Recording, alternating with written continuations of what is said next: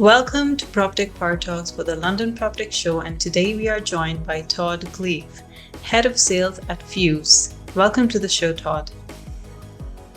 Thank you, Zeenish. Thank you for having me on. You've worked in high-pressure environments your whole career, from professional sports to real estate tech. Let's start there. How did your journey take you from rugby pitch to the boardrooms of UK developers and funders? Sure. So I guess for me, it's family is probably at the heart of it. So my father is the CEO and original architect of the platform. And it was probably a natural transition for me to move as I was retiring from rugby and a career in high performance into the technology arena and real estate, where we've probably got deep family roots. And I felt like it aligned quite nicely in terms of the performance and the pressure side of what we're trying to help businesses with. Yeah, that's fascinating. And now at 𝗣𝗍𝗲, you're helping real estate businesses under serious pressure, like tighter margins, complex stakeholders, and rising expectations. How does 𝗣𝗍𝗲 tackle this head on? So I think where the market is at the moment is very volatile in terms of what you're seeing.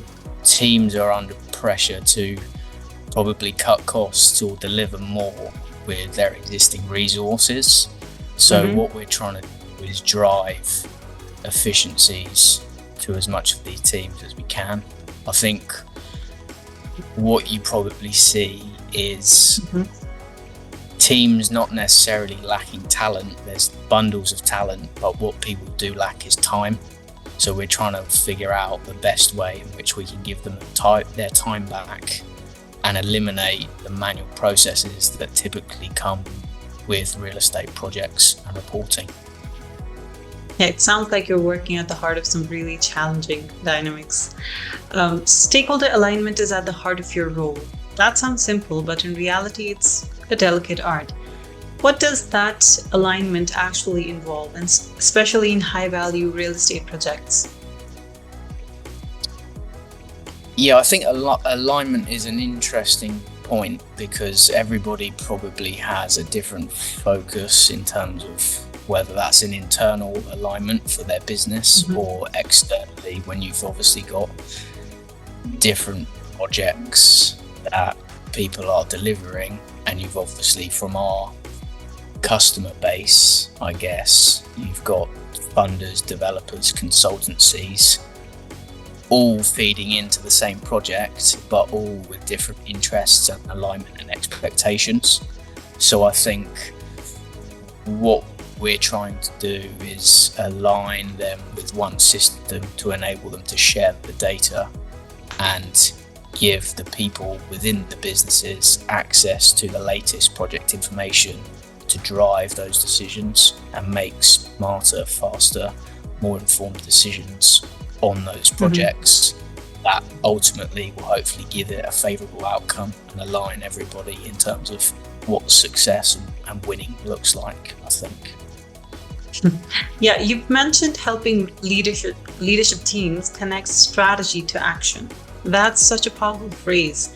Can you unpack what that means and maybe give us an example of where 𝗣𝗍𝗲 has helped make the connection clearer or faster?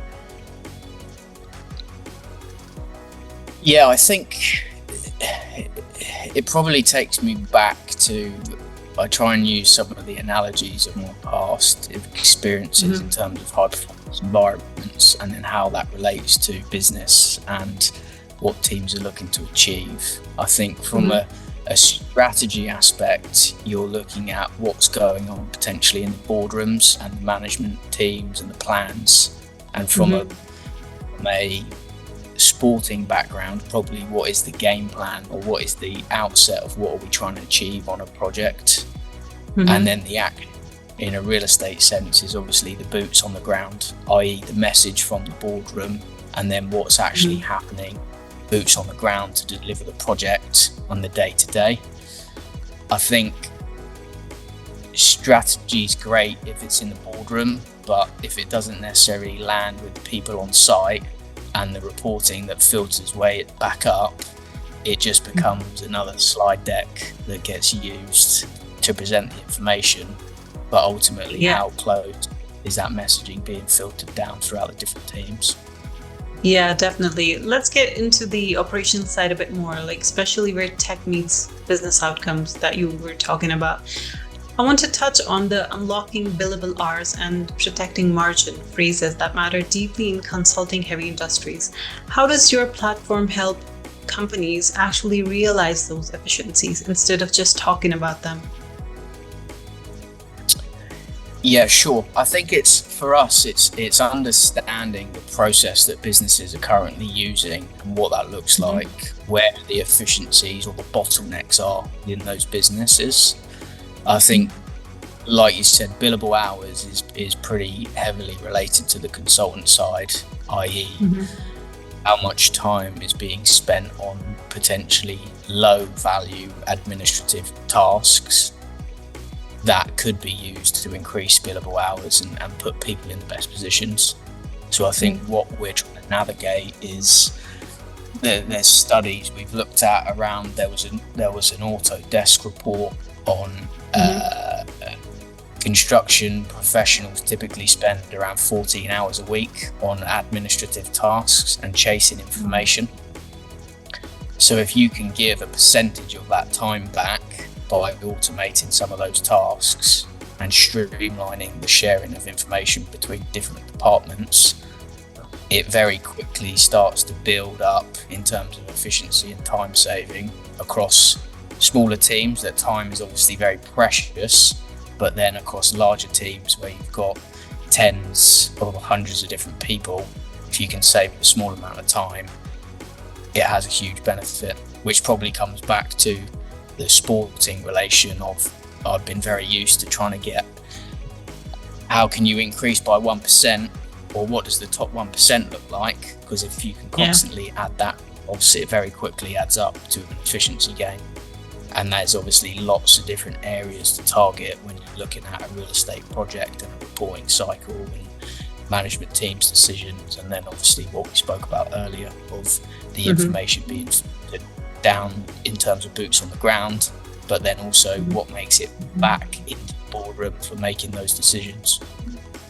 Yeah, that's really interesting, and I agree with that. Shifting gears a bit, your background isn't just tech and real estate. Your sports and event background gives you a unique edge. How have those experiences shaped the way you lead teams, build relationships, and sell into the space?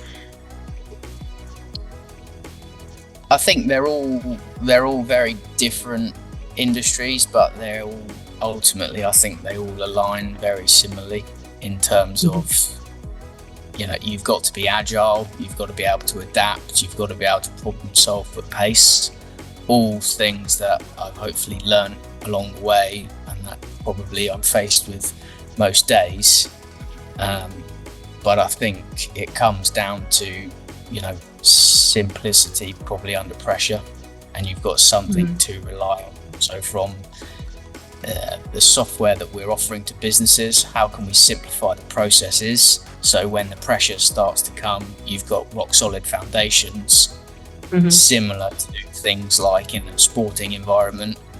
When the pressure comes on and there's fans and there's time on the clock, people will normally revert back to what's ingrained, what's the systems we can rely on under pressure, rather than just a one-off. And then the same as events, there's obviously a lot of different moving parts. If you're looking at mass numbers in terms of crowds, you're going to get surges in terms of pressure of what's being required to be delivered at that period of time, and then you get a moment of breathing space, and then it happens again. Yeah, that's fascinating. Zooming out for a moment, the whole industry feels like it's in the middle of serious change. The real estate industry, what do you see as the biggest shift right now in how developers, funders, and advisors are operating, and how are the best teams adapting? I think we probably touched on it earlier, I think, in terms of know, I think the best teams we see out there are probably focused on how can we get smarter, because that's going to benefit us, rather than potentially growing in size. What does that look like? How can we look at innovative strategies, whether that's from a development or a funded perspective, or from actually a technology aspect as well, in terms of the systems that they're putting in place.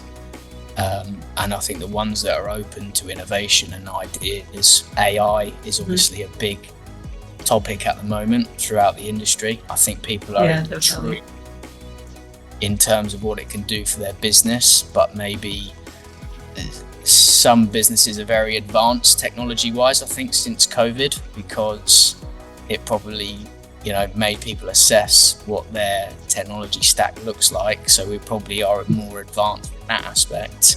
But then AI is probably on a new front. But I think things are moving incredibly fast. 5-10 years ago, you've got things that were a rarity that are now an everyday thing. You know, remote working that's come out of COVID. Things like next day delivery wasn't around not years ago. Now it's kind of an expectation of, you know, I want something now. I want it to be delivered today, tomorrow. Similar to things like electric vehicles. Rewind 10 years ago, you wouldn't really see many electric vehicles. Now you see them probably starting to take a large share of the market, and then businesses looking at, you know, EV chargers, infrastructure around that. It's now a mass part of the real estate market from what we see on a daily basis. Yeah, code has brought about many changes in our daily lives.